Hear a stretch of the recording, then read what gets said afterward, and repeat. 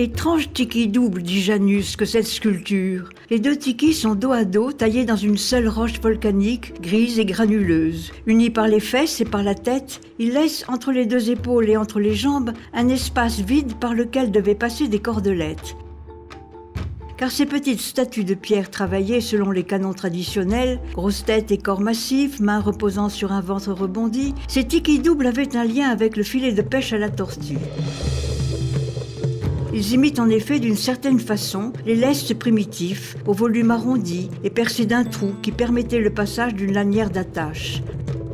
Mis dans un sac, bien lié par plusieurs tours de cordelettes, ces tikis étaient jetés à l'eau avec un rituel d'oracle. Présage d'une pêche réussie s'ils étaient retrouvés le lendemain sur la plage. Ou bien ils étaient immergés, puis ramenés, tirés par les cordes, comme s'ils nageaient, lorsque les tortues étaient rabattues dans le filet. À combien de pêches à la tortue a-t-il assisté, ce tiki double, dont les traits se sont estompés et rodés par le sel ?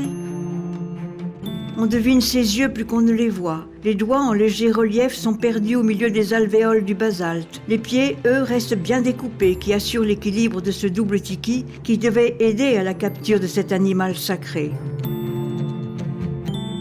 Cette sculpture dans cette pierre sombre et poreuse a dû passer de génération en génération, puis un jour a trouvé sa place au musée, où il rêve du temps où on se préoccupait d'assouvir la faim des dieux en leur offrant des tortues en échange de leur protection.